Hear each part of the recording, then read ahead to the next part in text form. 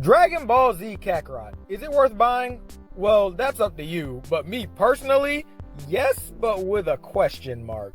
Hey guys, welcome to a new video. First off, shout out to Nugget Gang, you know who you are. I'm gonna go ahead and skip all of the filler, unlike this game, and get right into how I feel about it.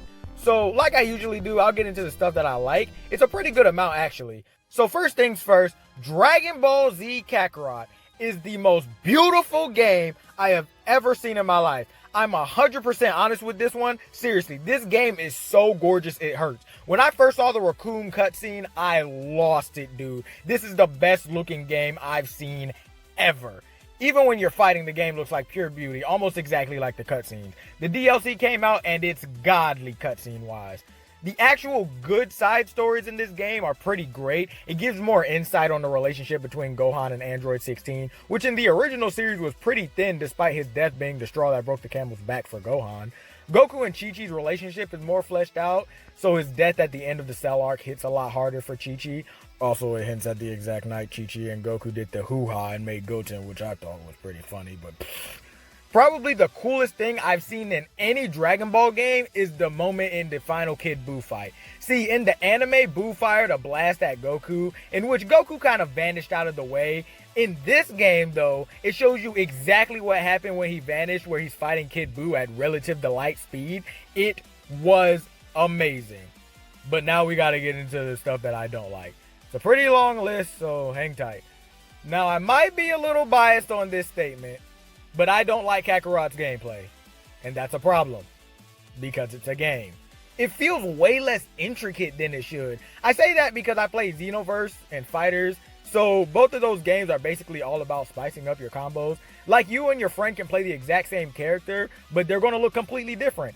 In Kakarot, everything is the same. The buttons are the same. Everyone fights the same. They don't feel special. You button mash, you block, you dodge, throw a Kamehameha every once in a while, throw a big bang attack, and then repeat. It's not as fun as it should be. Again, that's just my personal bias. I automatically think down on the fighting aspects of this game, simply because I play Fighter Z, and every single attack in that game is a different button that you have to press. But the thing that is really a problem is the way difficulty is shown throughout the game. And you want to know how they show difficulty? Freaking super armor. My least favorite thing in any fighting game. It's like you're fighting and getting into this flow and then bam, super armor. So now it's reduced to you flying around, dodging attacks until it runs out. It's unsatisfying. So how are we going to distinguish the normal villains from the boss fights? How about we give them better AI sensitivity so when the player attacks, it'll be more likely for the enemy to dodge or block? No.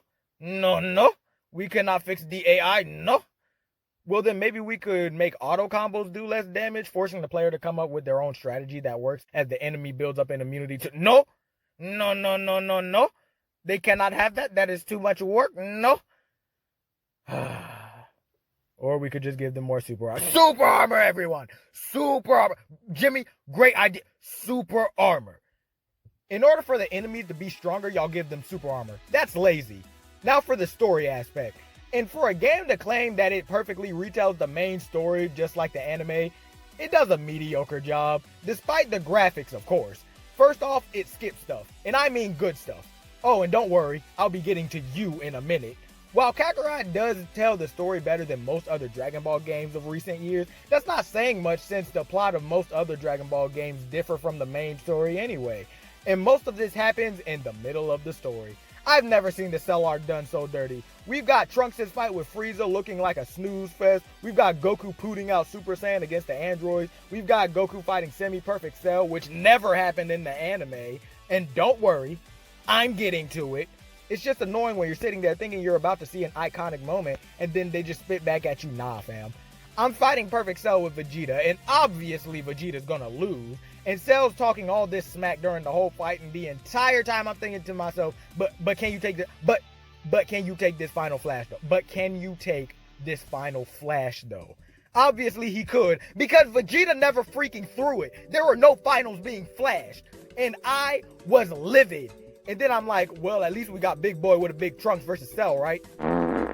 Alright, bro, because I'm about to get mad. We got all of this other stuff that's actually freaking fun. We got the Frieza arc, which is super wholesome. The Boo arc is actually kind of fun, despite me not even liking the Boo arc all that much in the anime. We get to the Cell Saga, and I get disappointed. Make sure you give Rakuma a cutscene, though, and make it the best cutscene in the freaking game, even though Rakuma is one of the most random characters to give a cutscene for. It's just filler after filler after filler. There's this one part where I have to go and retrieve parts for Bulma so she can fix Android 16, and it's like, Bulma, you're a scientist. You should already have the freaking parts. I don't want needless side quests of trying to help Yamcha get girls or cover up. I just want to play the freaking game.